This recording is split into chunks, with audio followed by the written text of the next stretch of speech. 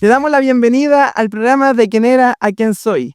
El día de hoy tenemos a nuestro invitado, Emanuel, que viene de la iglesia, ¿cuánto? Templo Emanuel. Templo Emanuel. Así que bienvenido al programa, estamos todos felices. Un aplauso para Emanuel. Bueno, Emanuel, vamos a conversar sobre tu testimonio, sobre cómo fue que conociste a Dios. Y creo que va a ser uno de los testimonios más potentes que yo al menos he podido escuchar. Y esperemos que la gente que está en las casas, que está tal vez en su televisor escuchándonos, pueda recibir un poco de lo que Dios hizo en tu vida.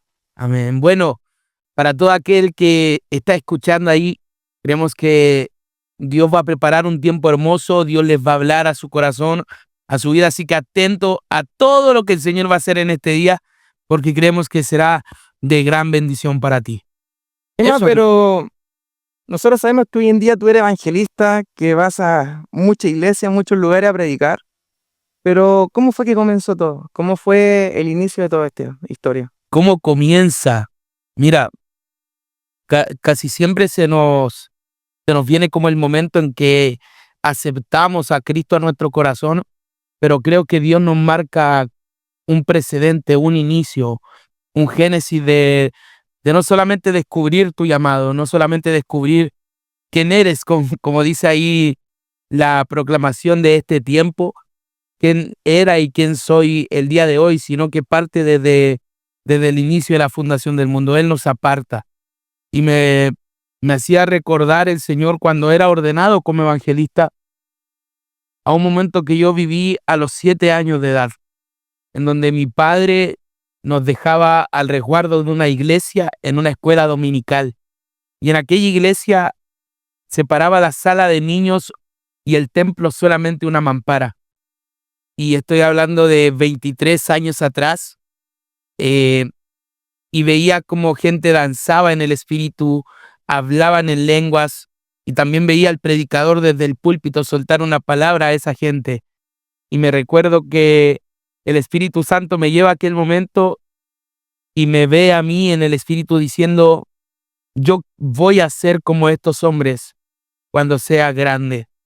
Y ese recuerdo se bloqueó en un momento de mi vida, porque después de ese tiempo de iglesia, de escuela dominical, nosotros por un cambio de casa no supimos más de iglesia, no necesitamos quizás más ese refugio, porque mi madre se fue a los 5 años de edad y mi padre luego rehizo su vida, pero en esa transición fue donde él buscó una ayuda, y esa ayuda fue la iglesia. Él nos refugió en el mejor lugar que podía tener un niño a esa edad. No nos dejó con un familiar, no nos dejó con quizás alguien cercano, sino que nos llevó a la casa del Señor. Y me recuerdo que eso fue. Después nos cambiamos de casa, pasó largo tiempo, y suponte en ese tiempo que pasó, fueron como 6, 7 años los que yo estuve fuera de una iglesia. Y con eso fuera de una iglesia fui atraído por las corrientes, como dice el apóstol Pablo, de este mundo. Un mundo que ofrece adicciones como lo son el alcoholismo y la droga. Un mundo que ofrece placeres fáciles como son las amistades, las discotecas. Pero ¿cómo fue tu encuentro con la droga? ¿A qué edad fue? Mi encuentro, la primera vez que probé drogas y alcohol, fue a los 10 años de edad, a causa de una influencia familiar que me impulsó a ese mundo, como a probar algo nuevo. Como dicen por ahí, la presión de grupo fue lo que me llevó a eso con solamente 10 años de edad. Y ya a los 12 era un ávido consumidor de alcohol, un ávido consumidor de drogas, y estaba casi entrando al mundo delictual en ese tiempo. Pero gracias a Dios, Dios me guardó quizá del mundo delictual, de caer en prisión, de andar en pandillas, pero permitió que yo viviera ese mundo de drogas y alcohol, y quizás siendo un buen alumno en el colegio, a escondidas de mis padres, pero eh, permitió que viviera ese mundo hasta que tengo un choque con la cruz de Jesús. ¿Cómo fue ese choque? Ese choque fue bastante chistoso, David, si me lo preguntas, porque estaba como recién saliendo el reggaetón, año 2006, 2007. Estaba Juan. el boom del reggaetón. No, nunca fui Pokémon, siempre fui rapero, Ah, me ya. gustaba el hip hop y como que estaba muy cercano entre hip hop, reggaetón, y de repente estaba en mi habitación, en la casa, un día sábado, viendo qué panorama tenía, y de repente pasó un camión con las bocinas a todo volumen y un reggaetón de fondo, y hay un estudio científico que dice que cuando tú estás en un estado emocional de alegría solamente percibes la música, pero cuando estás en un estado emocional de quizás tristeza, melancolía, como quieras llamarlo, percibes la letra.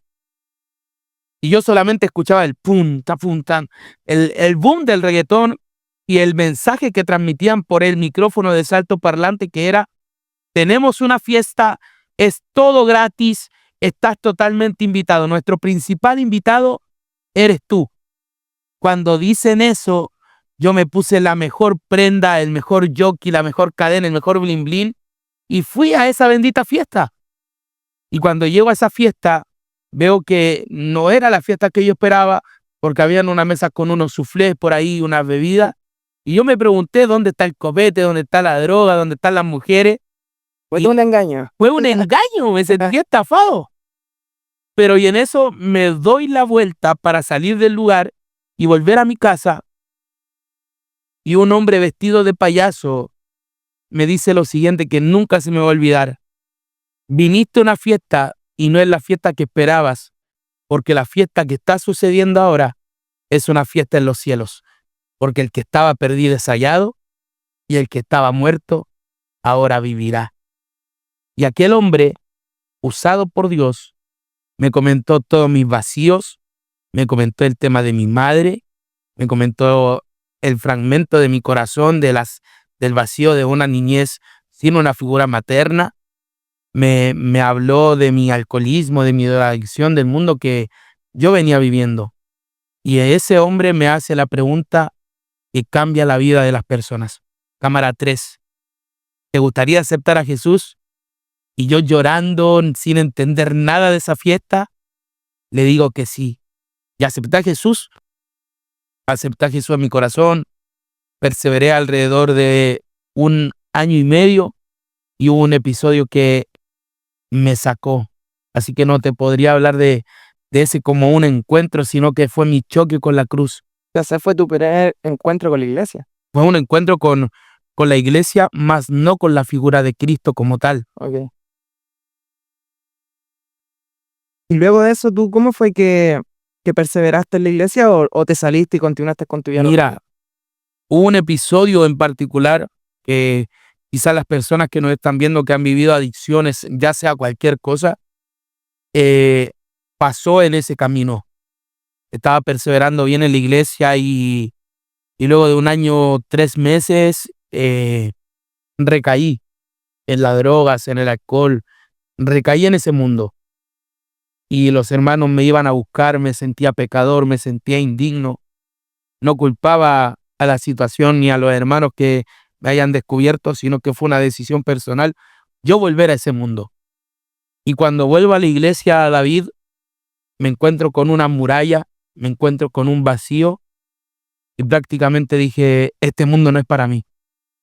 Me voy a hacer lo que hacía antes, me voy a vivir lo que vivía antes, porque este mundo no es para mí, no hay cabida para mí en un mundo de iglesia, de religión, no había para mí cabida en ese mundo. Ok, pero porque la gente te miraba feo. Lo ¿O que opinaba? pasó en ese episodio es que a causa de esa recaída, yo entré a un periodo de apartamiento. La iglesia me hizo un vacío en decirte que nadie me dirigía la palabra, nadie me tomaba en cuenta, ni siquiera para orar, ni nada. Y simplemente me dieron la ley del hielo, del pastor para abajo en aquella iglesia que no es mi iglesia actual. Y como te digo, nunca fue como una corrección, nunca me metieron quizás a sanar mi corazón, una sanidad interior. Entonces, al ver ese vacío, yo dije, este mundo no es para mí si nadie me está ayudando a sanar aquello que no puedo sanar. Porque una de las cosas que nosotros como cristianos deberíamos hacer es escuchar a la gente que viene de esos procesos y decir, ¿sabes qué? hay un tema para sanar tu corazón, hay un tema para sanar la herida de tu alma, pero hay un tema también para ayudarte a luchar con aquello que te cuesta luchar. Pero como te digo, en ese tiempo la iglesia me dejó a mí solo, Pero entonces, luego de tu recaída, ¿qué fue lo que te motivó a buscar de Dios?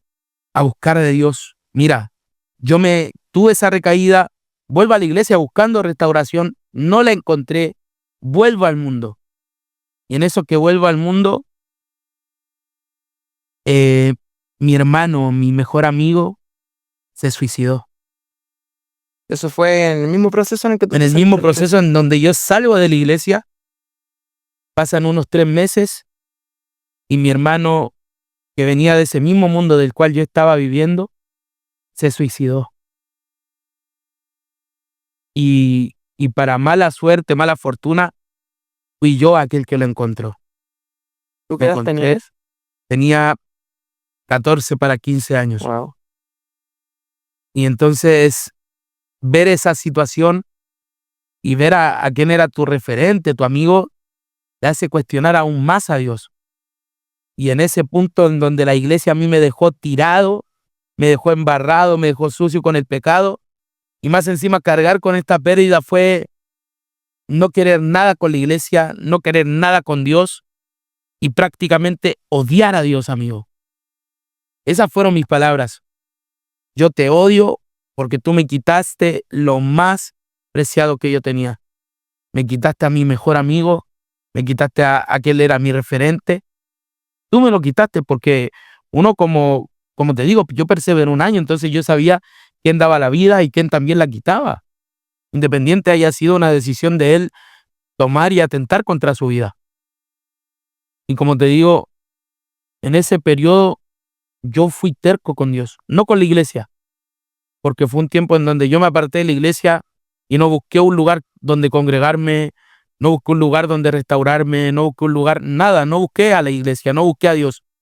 Pero como te digo, cuando yo encuentro a mi hermano en ese episodio, oigo una voz que me dice, no se repite la historia, esta historia no es para ti, tú sabes quién soy. Y cuando me dice esa última frase, tú sabes quién soy, me vino a memoria lo que pasó con Moisés en la zarza. Yo soy el que soy. Mm. Es decir, Moisés, sin tener una relación con los hebreos, él sabía que él le estaba hablando de en medio de la zarza. Y fue así mismo como me pasó a mí. Pero yo seguía terco porque, como te digo, odiaba a Dios. Lo odiaba por esa situación, por el abandono de mi madre, por haberme permitido probar la droga, por llegar a una iglesia y no recibir restauración. Yo odiaba a Dios. Claro. O sea, tú culpabas a Dios por todo Lo lo que te culpaba de pasaba. absolutamente todo, man. No de mis malas decisiones, no de yo haber probado la droga por mi libre albedrío, no ver la muerte de mi hermano como la decisión de él, sino que Dios influyó en esa decisión. Claro. No ver el libre albedrío de mi madre al dejarme cuando niño, sino que culpar a Dios a esa decisión. Y que hoy, 15 años, 18 años después del episodio de mi hermano, yo puedo entender cómo Dios nunca se metió en la influencia de esas decisiones, sino que fueron decisiones de la persona. Y como te digo, seguí odiando a Dios. Pasaron los meses, amigo, y ahí es donde voy a responder esa pregunta, ¿cómo yo vuelvo a Dios? El mayor de mis hermanos se enferma gravemente. ¿Ustedes cuántos hermanos son? Somos 7, de sangre somos 3, Ok. de sangre somos 3, Sí. pero de crianza somos 7 en total. Entonces cae este hermano enfermo de un coma, una enfermedad que nadie sabía cómo había llegado, cómo él se había enfermado, pero cae en un coma de 4 días. Y de día sábado para domingo, nosotros esos días anteriores, cuando parte el coma, hicimos muchas cosas como rituales religiosos. Fuimos a las 7 llaves de la quinta normal, le pusimos velita al Cristo que está ahí en Lourdes, Se los manda. le pusimos velita a la Virgen de Lourdes, compramos esos rosarios que brillan en la oscuridad y nada de eso funcionó. ¿Por qué? Porque nosotros no estábamos en la fuente correcta. Ujú. Y sin desmerecer a quizás nuestros hermanos quizás católicos que practican otra fe que no es la cristiana y que puedan ver este video. Pero esa cantidad de ritos, amigo, a nosotros no nos funcionó. A nosotros nos funcionó la fe. Porque, como te digo, el día sábado de la noche ya mi madre desesperada me dice, tenemos que ir a la iglesia. Yo le digo, ¿qué iglesia? Si ya fuimos a Lourdes. No, tenemos que ir a una iglesia evangélica. Pero aquí, por ejemplo, tu mamita buscaba, claro, la parte religiosa de cómo sanar a tu hermano. Claro. Pero ¿qué opinaba el resto respecto a los doctores del caso? Mira, los doctores explicaban que la enfermedad no sabían, como te digo, era casi imposible cómo había entrado esa enfermedad. Ahí está, entró en estado de coma y no se sabía cómo. No se sabía cómo entró el coma, no sabíamos cómo evolucionó mal prácticamente para abajo de una manera tan repentina, te digo 4 días. O sea, las alternativas que le quedaban eran las que... Era la que estaba practicando mi mamá, pero era en una fuente correcta. Y la iglesia en la cual hoy yo pertenezco y honro a mis pastores y honro a la gente de mi amada iglesia Manuel, es una iglesia que en esos tiempos, y bueno, en el año 2000 por ahí, era conocida por muchos milagros. Gente inválida caminando, paralíticos, gente de SIDA, de cáncer, sanada por el poder de la fe y de nuestro Dios. Y eso haya llegado a oídos de ustedes. Y eso llegó a oídos de mi mamá, que fue lo más chistoso. De repente mi mamá me dice, vamos a ir a la iglesia Emanuel, porque yo sé que en esa iglesia ocurren milagros. Cuando mi mamá me dice eso llena de fe, yo me recuerdo que mi madre siempre bromeaba sobre mi pastor. Como que, no sé, como que le caía gordo, como dicen los mexicanos. Y de la nada así llegar, adivina quién viene el almacén, a eso, el pastorcito de ahí de la ovejita. Siempre llegaba como criticando. Y cuando ella me dice la iglesia, yo le digo, mamá, tienes un descaro tan grande de ir a pedirle algo a alguien que siempre has criticado. Pero ¿sabes cuál fue la respuesta de mi madre llena de fe? Hijo, lo sé, pero lo único que puedo decir es que Dios usa a ese hombre y usa a esa iglesia para hacer milagro. Y nosotros necesitamos un milagro. Cuento corto, amigo, llega el día domingo. Yo sabía con quién iba a tener una cita. A mis amigos que me están viendo ahí. No siempre fue el Emanuel de la chaqueta rota, ni de las zapatillas, con ternerita. Ternerito. Zapatitos del colegio bien lustrados en ese tiempo. La camisa del colegio bien planchada, porque yo sabía con quién iba a tener una cita. Y me recuerdo que aquí los pecadores me van a entender. El pecador arrepentido, compungido, contrito y humillado, no se sienta adelante. Se sienta en la última silla del rincón porque quiere que nadie lo vea. Porque él sabe su condición. Y yo sabía mi condición. Pero ¿sabes cómo es Dios? Que Él es soberano. Y ese es un atributo tremendo de Él, su soberanía. Cuento corto, se levanta una de estas profetas de mi iglesia hablando en lenguas del Espíritu. Y recuerdo que hace un lado a toda mi familia y llega hasta donde estoy yo, en la última silla del rincón. Y me dice, porque así dice el Señor, yo hago el milagro porque tú vienes por el que da los panes y los peces, no por los panes y los peces. Yo hago el milagro de tu casa a causa de tu corazón. Me recuerdo que luego siguió dando palabras proféticas, habló sobre mi familia, de que mi familia iba a ver el milagro y se iba a ir, pero que mi corazón tuviera paz porque Él me había escogido a mí de en medio de mi familia. Cuento corto, amigo, llega el día lunes, 7 de la mañana, suena el teléfono, mi hermano despierto pidiendo comida, pidiendo su alta médica, pidiendo llegar a la casa, que le echaba de menos a su mamá, que quería andar en su bicicleta. Dios hizo el milagro. Normal. Hizo un milagro en solamente una hora y en solamente una obediencia.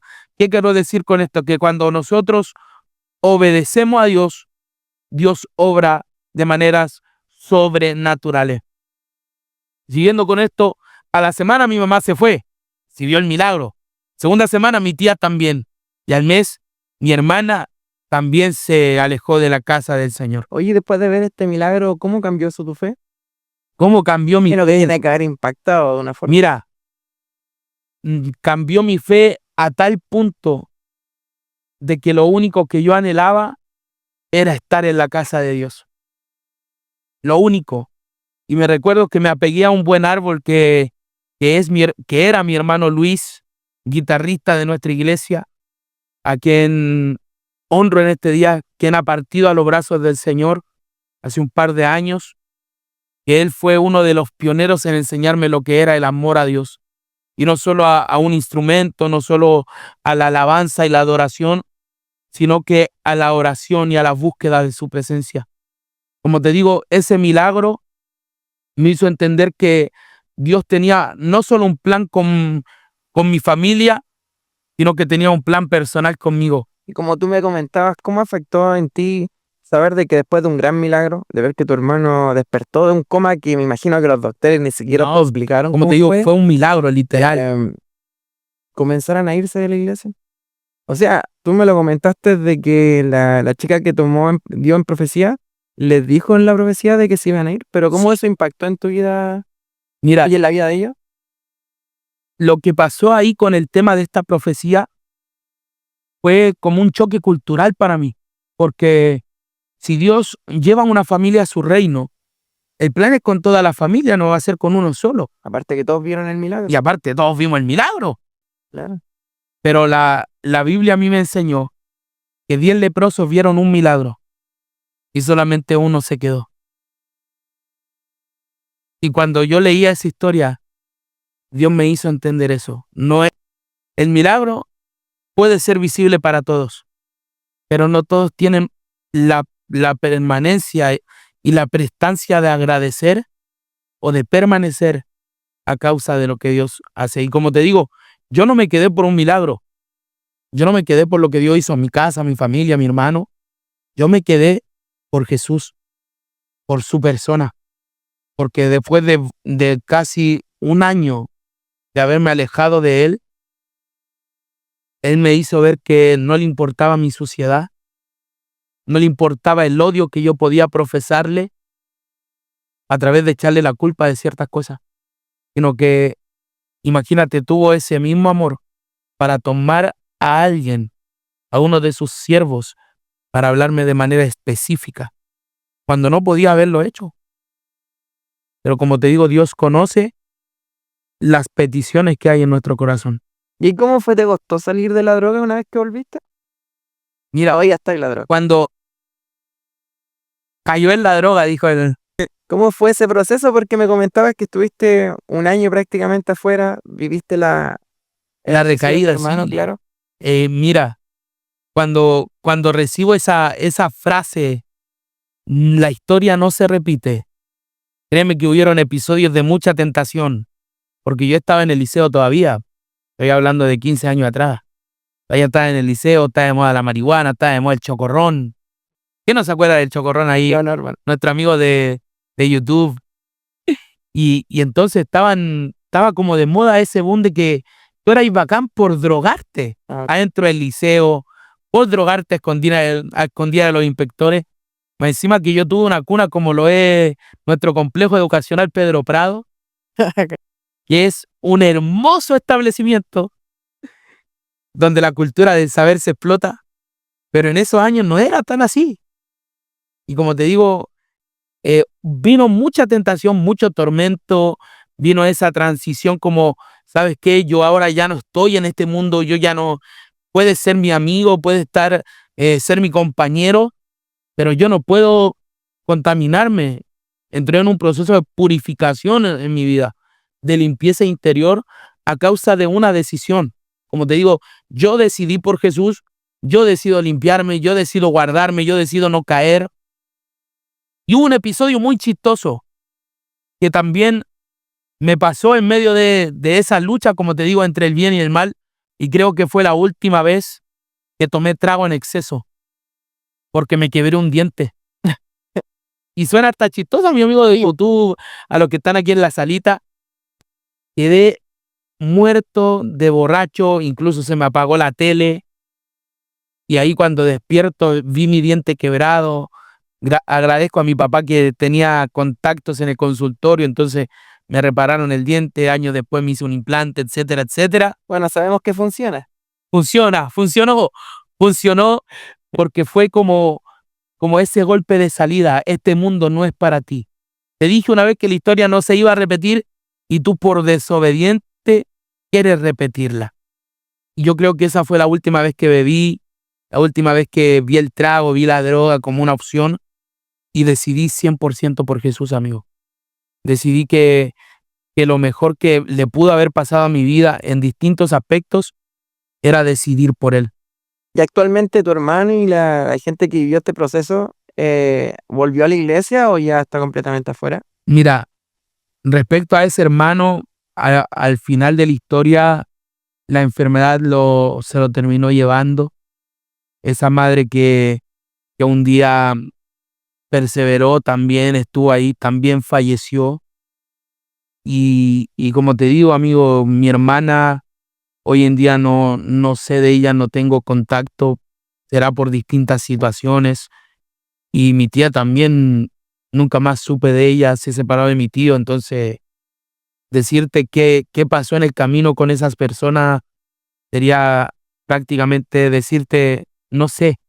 Lo único que sé es que antes de mi madre fallecer yo pude orar por ella, antes de mi hermano fallecer pude orar por él, pude presentarle a este Jesús y esa es mi esperanza, que en algún día, cuando estemos en la eternidad, yo me pueda encontrar con ellos y saber de que esta carrera que he peleado quizás solo, siendo la única luz de mi casa, ha sido la mejor decisión que pude haber tomado en mi vida. A pesar de todo este camino largo, difícil, ¿qué ha sido lo que te ha mantenido firme en la fe? Mira, cuando yo recibo nuevamente al Señor, tengo un remember, como dirían los chicos, los millennials, tengo un remember con Jesús. Esta profeta fue certera en decirme algo y está en Isaías 41:10. Si tú me dices, David, hoy, Emma, ¿qué es lo que te ha sostenido? Esto es lo que me ha sostenido. No temas porque yo estoy contigo. No desmayes porque yo soy tu Dios que te esfuerzo. Siempre te ayudaré. Siempre te sustentaré con la diestra de mi justicia. Y otro versículo que el Señor me habló en estos años y que también me ha sostenido y que te puedo decir, la fe no nos puede sostener. Los milagros no nos pueden sostener. Porque si hubiera sido que un milagro hubiera sostenido a mi familia. Los dones no nos pueden sostener. Lo único que nos puede sostener es su diestra, es su mano poderosa.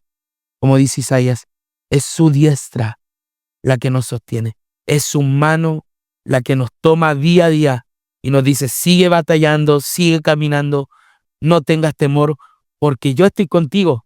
Yo estoy contigo, no te voy a dejar, no te voy a desamparar, no te voy a abandonar, sino que mi mano está cercana a la tuya para que cuando sientas desfallecer, yo esté ahí para levantarte. Si tuvierais la oportunidad de hablar con el Emma de hace 20 años atrás, antes que viviera todo este proceso, ¡Wow! ¿qué consejos le darías sin poder mencionarle todo lo que se le viene encima? Sin mencionarle lo que viviste, ¿qué consejo tú le hubieras dado? Que no se cambie de casa, porque solamente esa decisión me apartó varios años de Jesús. Yo creo que si hubiera permanecido, y como te digo, yo me crié en esta Villa Santa Anita, creo que en los planes de Dios, en la arquitectura de Dios, hubiera tenido una familia completa para Cristo, hubiera tenido quizás a mi hermano, a mis hermanos aún con vida, a mi madre también conociendo al Señor, a mi familia completa. Pero lo que sí puedo decir hoy es que hay semillas que fueron plantadas en mi familia a través de este camino de fe y a través de las oraciones de un hijo que oró en el secreto. Hoy yo puedo saber que mi tío sirve al Señor, de que mi hermana mayor sirve al Señor con su esposo, su hermosa familia, sirven al Señor, se congregan, son miembros activos de una iglesia y no solo eso, sino que son miembros activos del corazón de Dios y de la persona de Jesús. Es decir, amigo, yo puedo decir con una fe certera de que mi casa no se perdió, mi familia no se perdió, porque ahí está el reflejo de las oraciones de alguien en el secreto, en que yo puedo decir, mi casa sirve al Señor, mi tío, mi hermana, y quizás Dios tiene una misión para mi padre, mis hermanos, mis primos. Dios en su plan eterno tiene planes con cada una de las personas que pueda rodearnos alrededor. Wow, difícil la situación, pero me imagino que si hoy día alguien te está viéndote y nos está viendo a través de la pantalla, quizás quiera escuchar una palabra de parte de ti, cortita, un consejo bien cortito y decirle de que tú has pasado por esto y que Dios te ha mantenido firme. Mira, quiero decirte de parte de Dios esto. Esa es tu cámara. Allá, a la cámara 3. Porque a mis ojos fuiste de gran estima, fuiste honorable, y yo te amé. Daré pues hombres por ti y naciones por tu vida. Cuando el Señor le dice esto al profeta Isaías, Él nos está diciendo también a nosotros, yo te conozco por tu nombre, yo conozco tus pérdidas, yo conozco tus victorias, yo también conozco tus derrotas, yo conozco tus luchas, yo conozco los procesos que puedas estar pasando. Pero no solamente daré las naciones por ti, daré vidas por ti, y la mayor vida que pudo haber sido dada y siento al Espíritu siendo su presencia en esta hora. La vida que tuvo mayor valor por la nuestra fue la vida de Jesús en el madero. Tú eres honorable para Dios. Tú no eres la escoria de tu familia, tú no eres la oveja negra de tu familia.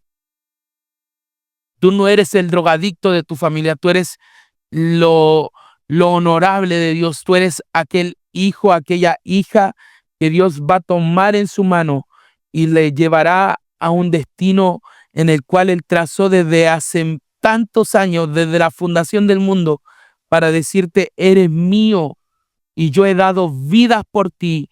Y hay una vida que tiene un precio incalculable, que es la vida de Jesús muriendo por tu causa, muriendo por tus errores, muriendo por tus temores, para que tú hoy puedas vencer.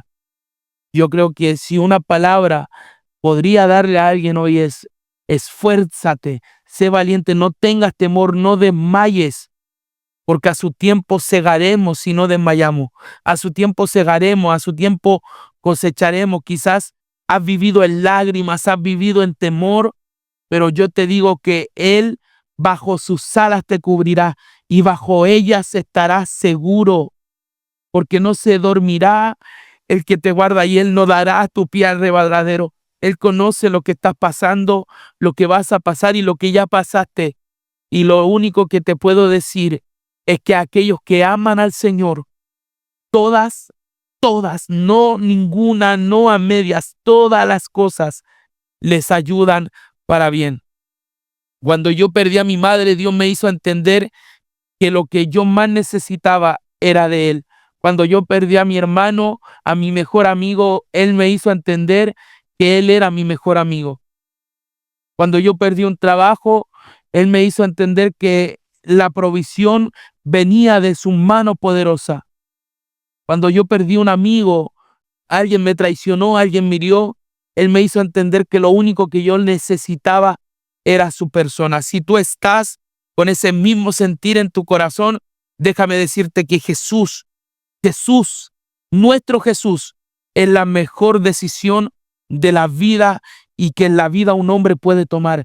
Decidir por Jesús no es para cobardes, es para valientes. Decidir que Jesús tome la guía de tu vida, sea tu mejor amigo, sea tu mejor compañero, es lo que nos va a llevar a ese destino que Él un día nos prometió, ser prosperado en todas las cosas, que tengamos salud, pero que también prospere nuestra alma. Bien, Anita.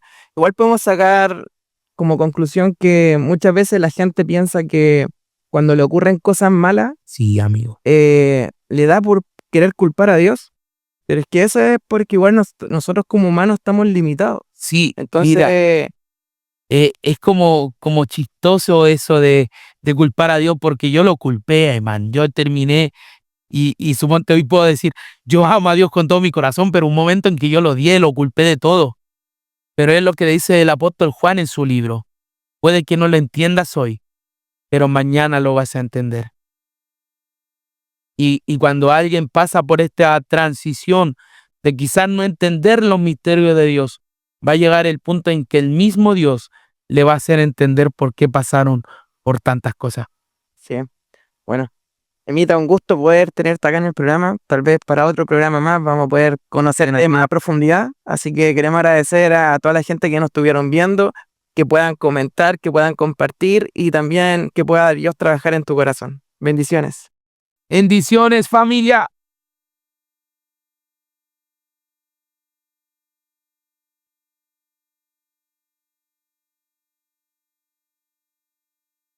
Si este video ha tocado tu corazón y está en ti decidir por Jesús, te invito a que cierres tus ojos y repitas estas palabras después de mí. Señor Jesús, en esta hora reconozco mis pecados, pero también reconozco que Jesús murió en la cruz por mí y que Él resucitó para salvarme. Hoy lo confieso y lo recibo como mi suficiente Salvador y mi mejor amigo. Inscribe mi nombre en el libro de la vida. Te lo pido, Señor. Amén y amén. Bien, Emita.